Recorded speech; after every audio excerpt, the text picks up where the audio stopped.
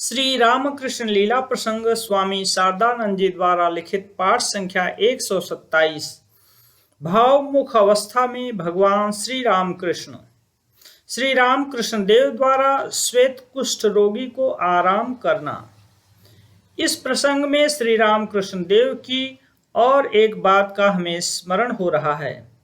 किसी समय श्वेत कुष्ठ रोग से पीड़ित किसी व्यक्ति ने आकर श्री रामकृष्ण देव से अत्यंत कातरता पूर्वक प्रार्थना की कि उनके एक बार हाथ फेरने से ही उसका रोग दूर हो जाएगा।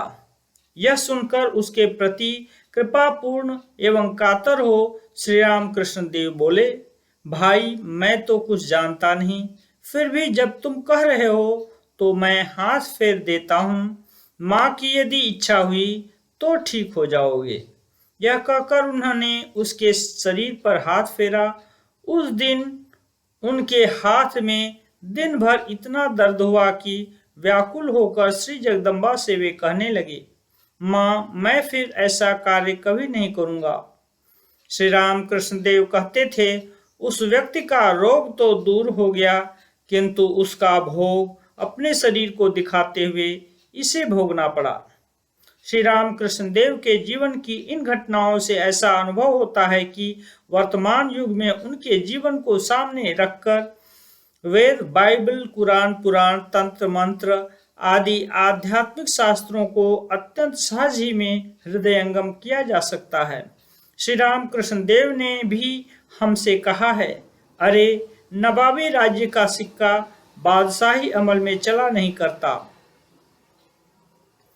बकलमा देना सहज नहीं है। साधारणतया ऐसा प्रतीत होता है कि बकलमा देना कोई कठिन कार्य नहीं है, अनायास ही दिया जा सकता है। मनुष्य प्रवृत्तियों का दास है।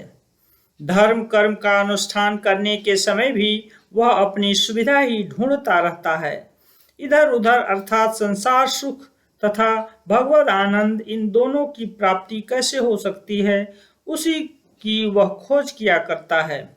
उसके लिए सांसारिक भोग सुख इतने मधुर तथा अमृत सदृश प्रतीत होते हैं कि उनका त्याग करने के विचार मात्र से वह व्याकुल हो उठता है तथा सोचने लगता है कि उन्हें त्याग कर वह किसके सहारे अपना जीवन व्यतीत करेगा। इसलिए यह सुनते ही कि आध्यात्मिक जगत में बकलमा दिया जा सकता है, वह उछलने कूदने लगता है और सोचता है कि फिर चिंता की बात ही क्या है। चोरी, बदमाशी तथा छल कपट के द्वारा जहाँ तक हो सके संसार के सुख भोगते रहो, रही परलोक के सुख की बात, क्योंकि मरना तो एक दिन अवश्य ही है। सो श्री चैतन्य देव, ईसा या श्री रामकृष्ण देव उसकी व्यवस्था करते रहेंगे। वह बेचारा यह नहीं समझता कि इस प्रकार की भावना उसके दुष्ट मन की धूर्तता के अतिरिक्त और कुछ नहीं है। उसको उस समय यह अनुभव नहीं होता कि वह स्वयं निरंतर अपने को धोखा दे रहा है। वह यह नहीं समझता कि अपने दुष्कर्मों की भीषण विभीषिका देखने के निमित्त स्वेच्छापूर्वक वह अपनी आंखों पर पर्दा डालकर सर्वनाश की ओर बढ़ता चला जा रहा है।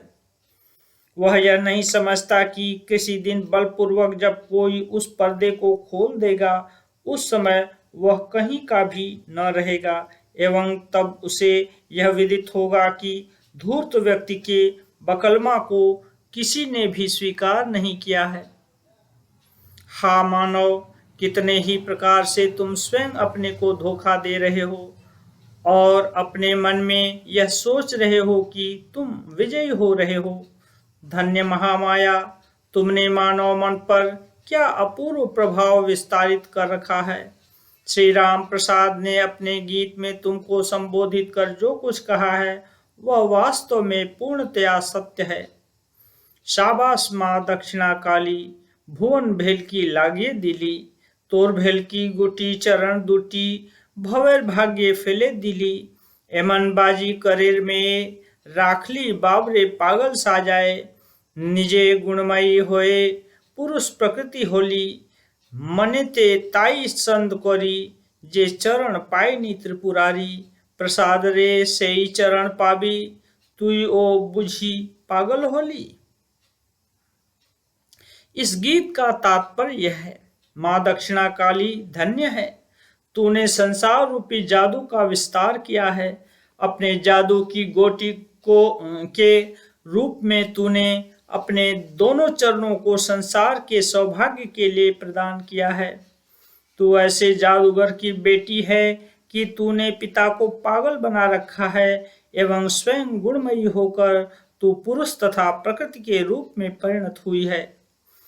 इसलिए मेरे मन में यह संदेह उपस्थित होता है कि त्रिपुरारी ने जिन चरणों को प्राप्त नहीं किया है, अरे प्रसाद, कवि अपने से कह रहे हैं, क्या तू पागल हो रहा है? वे चरण तुझे कैसे प्राप्त हो सकते हैं? किस स्थिति में बकलमा दिया जा सकता है? बकलमा देना क्या कोई साधारण बात है? नाना प्रकार के उद्यम तथा प्रयास के फलस्वरूप मन में बकलमा प्रदान करने की स्थिति उत्पन्न होने पर ही मानव वास्तव में बकलमा दे सकता है और भगवान भी उस समय उसका भार ग्रहण करते हैं। सुखी होने की वासना से संसार के विभिन्न कार्यों के लिए दौड़ धूप करने के पश्चात मनुष्य को जब यथार्थ में यह अनुभव होने लगता है कि प्राणहीन छाया के पीछे वह दौड़ता रहा है, साधन भजन जब तप का अनुष्ठान कर मानव जब वास्तव में यह समझने लगता है कि सीमाहीन भगवान को प्राप्त करने के निमित्त उसके साधन भजन आदि कभी भी पर्याप्त नहीं हो सकते, अदम्य उत्साह के साथ पहाड़ को काट कर मार्ग निकाला जा सकता है, यह सोचकर उस कार्य में प्रवृत्त होने के बाद मानव को जब यह विदित होता है कि उसकी कुछ भी सामर्थ्य नहीं है और जब वह कौन कहाँ हो मेरी रक्षा करो कहकर कातर कंठ से पुकारने लगता है, तभी श्री भगवान उसका भार ग्रहण करते हैं। मन की धोखेबाजी से सावधान।